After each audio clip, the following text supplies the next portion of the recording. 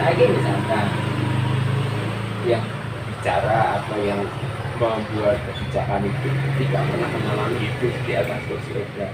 Kakasane mungkin kan dulu kursi roda ini.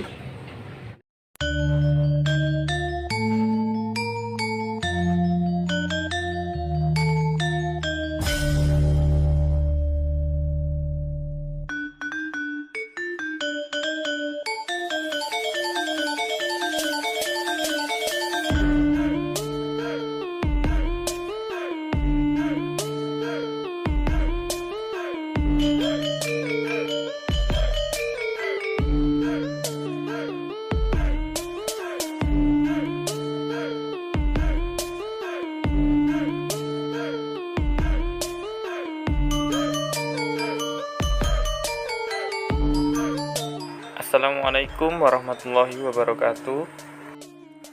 Video kali ini mungkin berbeda dengan video sebelumnya, karena kali ini kita akan ngobrol bareng seorang difabel yang sedang berjuang untuk melawan keterbatasan. Yuk langsung saja kita simak.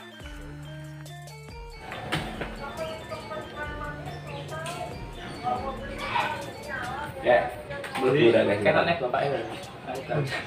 lho engko rapi piye ya engko ra kita nek anu lho wawancara lho Sing kok sing ditampil kan nganu mau. Penting-penting nek kula penting. Oh iya, kamu tadi minta video ya, tak kasihkan nanti kamu download sendiri bisa ya? Video Di YouTube ini. Enggak tadi video aktivitas anu mau ngomong kali nggak kapalan tuh. Download aja, dia buka di laptop terus di download nanti di Facebook, gampang. kalau di Twitter itu nggak ada ya. Nggak ada. Itu Twitter itu lebih ke arah politik. Jadi saya buka IG, kalau IG ada nanti kontak sama FB. Nah, Twitter itu lebih ke arah mungkin advokasinya ya, mungkin suatu hari nanti misalkan aku ngomel nih jalannya nggak akses kursi roda, nah, ini aja nang Facebook atau IG, di Twitter untuk ngetek pemerintah. Nah, jadi kayak ini beda nih, habitnya itu ya kebiasaan Indonesia kan. Nah, nang luar negeri kan biasa-biasa lah IG dia. Ya podo wae, tapi kayak Indonesia kan habitnya Twitter itu mesti ke arah politik menurutku, kalau kritik-kritik undang-undang dan lain-lain. Jadi nanti setelah anu ya Twitternya tak aktifkan lagi, tapi ya yang advokasi, yang rewel. Angel karena sing perkumpulan itu kan salah satunya yang kita pengen angkat adalah UU Disability Watch. Kalian tahu dong? Lembaga masyarakat yang benar-benar mengawasi undang-undang disabilitas itu secara rinci kan, misalnya ICW gitu ya, Indonesian Corruption Watch gitu ya. Mereka undang-undang itu juga benar-benar diawasi. Nah, undang-undang disabilitas kan banyak dilanggar nih menengah gitu. Enten tapi buatan aktif, buatan nyata. Tidak benar nyata karena memang tidak fokus di pengawasan implementasi undang-undang itu. Mereka lebih ke arah advokasi ekonomi, cuman berkaitan pelatihan, training, workshop dulu kan. Pengen produk fitur kami salah satu itu bisa fokuskan ya pengawasan terhadap implementasi undang-undang disabilitas. Nah, salah satunya memang ini termasuk hak ekonomi, hak mobilitas. Jadi kan nek di total berapa pasal yang dilanggar oleh oleh penyedia layanan masyarakat. Nah, jadi saya dari segi hampir semua lini itu kan sing kelihatan terpenuhi cuma infrastruktur simple ya, misalnya kecamatan. Tapi kan setelah naik dari RAM itu kan di belakang layarnya hampir tidak ada yang mengikuti gitu, aksesnya. Dia ada wis tekan jero. Dibagi terus nang opo. Ya aku arep foto iki. Misalnya aku arep iki. aksesability itu kan tidak terputus, harus nyambung. Jadi saya pakai kursi roda, saya mau ambil uang di ATM, aku bisa tunjukkan ATM mana sing aku nggak kursi roda mlebu dengan apa. Saya menemukan hanya satu ATM di sekitar ATM yang di Jalan Parangtritis, itu pun sampai emperan nih pas masuk ATM tapi ya orang sedeng kan, orang sliding masih tarik dorong gitu. Nah itu kan itu kayak kursi roda itu tarik dorong malah berarti mana balik kosong. Orang masuk harusnya kan sliding, nah, dia kan wis tapi terputus, akhirnya menyebabkan apa dia gondok teman. Makanya pengawasan mulai teman-teman jalan Malioboro ya, kami jalan aja direkam sampai ujung ke ujung, sampai ke rap ujung, turun ke jalan itu paling ini. Nah ini gue kursi roda anjung dong, hampir 15 cm baru turun, harusnya kan flat ya. Itu ya juga apa pengawasan dan mungkin ya karena Jogja ini politik monarki, jadi harus kritiknya ngeri-ngeri sedap. Beda nih misalkan provinsi yang lain gitu ngeritik ya loss gitu kan, karena besok akan ada kepentingan yang lain. Kita kan harus berhitung. Kalau toh ngeritik monarki ya kan beda gitu ya, politik monarki karo politik demokrasi murni itu beda. Nah tapi minimal gerakan-gerakan itu bisa mendorong pelan-pelan untuk memikirkan mobility. Contoh misalnya saya itu memberi masukan ke Trans Jogja. Nah, saat itu surat resmi itu 5-7 kali kita supaya Trans Jogja segera membeli Lodex bus yang bawah, yang namanya di bawah, kayak London Bus itu. Jadi dexnya itu rendah. Dia harus ada investasi Lodex, terutama nanti keliling muterin kayak sentral poinnya pemerintah, Tugu, mau ke bumi Malioboro itu harus dilayani dengan Lodex. Jadi di kabel itu orang naik ke halte ngeri sedang. Ya tunjukkan bagaimana pelayanan di negara lain itu sudah menggunakan transportasi yang Lodex.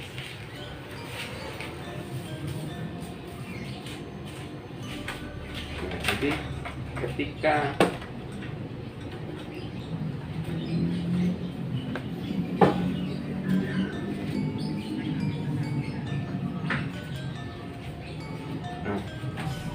kita mau naik itu nggak usah naik halte, dari trotoar aja dia udah turun. Nah ini Trans Jogja sebagai simbol transportasi publik yang humanismenya tinggi. Nah ini ya perannya kuat. Jadi dia nggak perlu naik halte. Naik halte itu kalau nggak bisa naik jungkel ya. Nah udah ini Lodex ini. Pelayanan Lodex. Nah ini tipikal Lodex. Nah itu Trans Jogja harus segera harus berinvestasi untuk itu. Nek tidak ya simbol-simbol apa yang tidak semuanya di tempat kita itu terfasilitasi dengan baik. Karena memang fungsi keorganisasian itu kadang-kadang sepelekan. Termasuk kayak ini, kenapa ada di pabrik? Ya karena menunggu mereka lama sekali. Baik 2014 sampai sekarang kan mau loh ngangkutin mereka. Jadi sampai ada lagi ya kalau ada kursi roda. Tapi demi kursi roda, tidak boleh turun dari kursi roda. Silakan balik ke kos. Gitu. Tapi tidak boleh dari turun kursi roda dan tidak boleh akses di pabrik.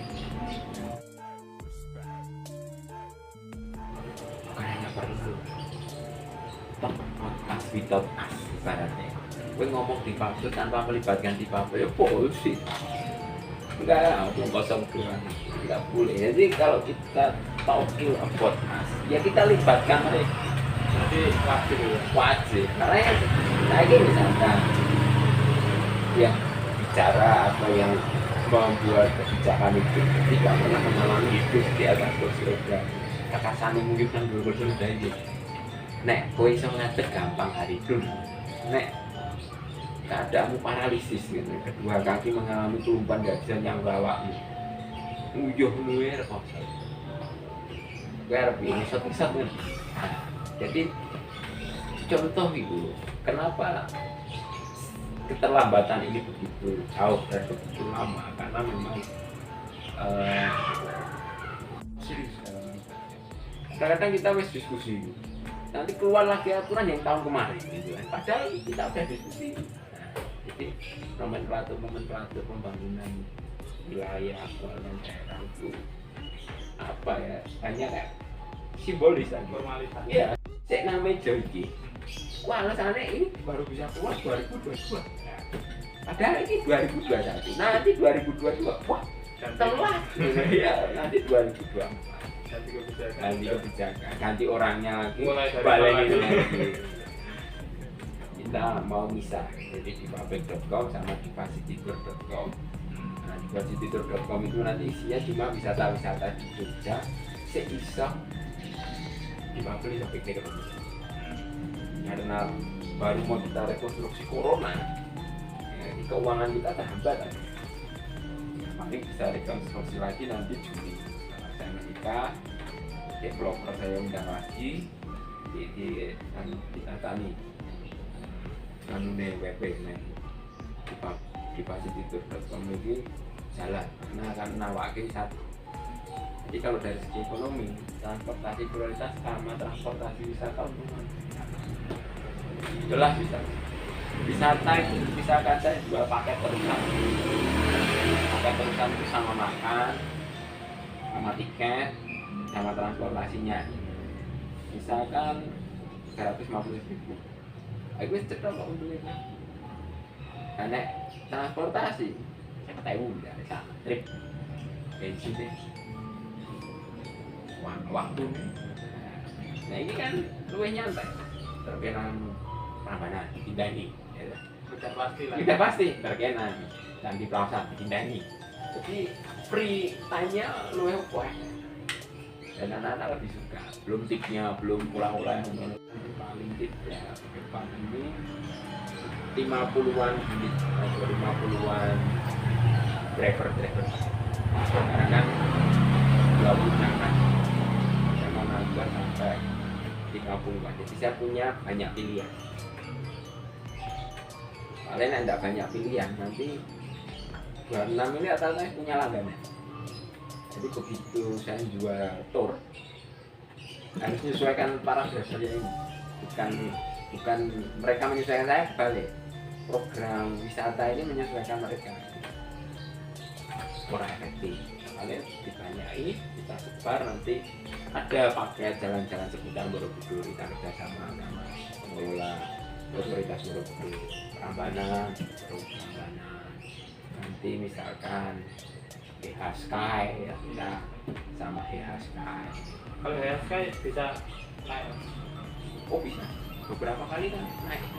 Ya itu termasuk pendek itu. Pendek.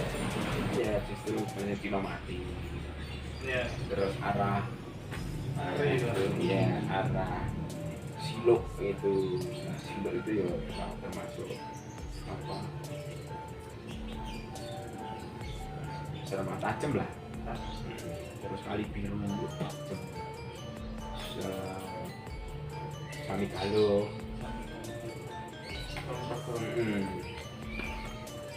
Yang kita suka itu malah justru kota. Wes datang amunisinya kayak hari nek ngelaki nek luwes nek Borobudur wah sekali lapar susah cari makan. Nunggu nyampe. Ya selama kok mahal-mahal loh. Apa wilayah internasional, zona internasional kan makanan tidak ada yang murah. nek nang endi pantai ya lumayan bisa main pecah. Karena kan masuk sekalian penumpangnya. Nah, nek nang Borobudur kan orang parkir tok penumpangnya munggah. Nek nang pantai bisa tidak nang pantai kota aman. Paling nek kota iki ketok suwe do nongkrong nang kene mangan kita. Jadi kita wis mengantisipasi. Ya cuman pariwisata kita minus ya, anjlok sampai minus 20%. Jadi price ya.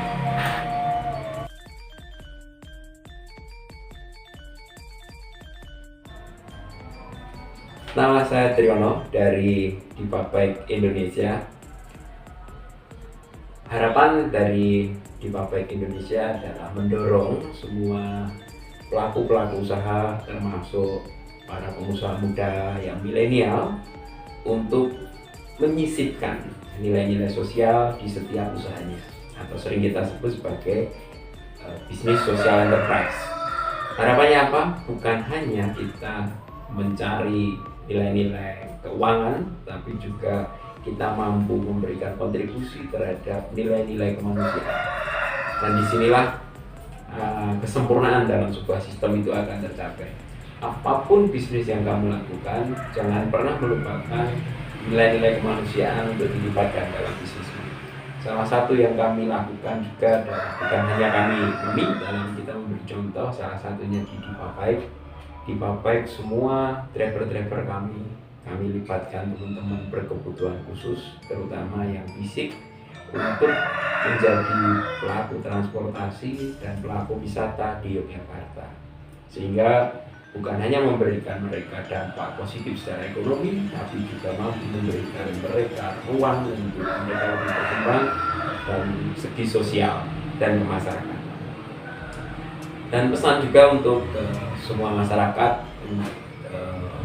ya dengan hadirnya undang-undang disabilitas maupun kemajuan teknologi untuk kembali membuka diri dengan siapapun, salah satunya adalah dengan teman-teman berkebutuhan khusus atau difabel, karena sesungguhnya kita tidak ada perbedaan apapun. Kita hanya bisa menjalankan semuanya dengan porsi masing-masing. Kita masih bisa saling bekerja sama dan memberikan kontribusi terhadap pembangunan masyarakat bersama-sama. Jadi tidak ada lagi tirani minoritas atau diskriminasi minoritas. Kita sama-sama bahu-membahu menjadi bagian dari bangsa Indonesia.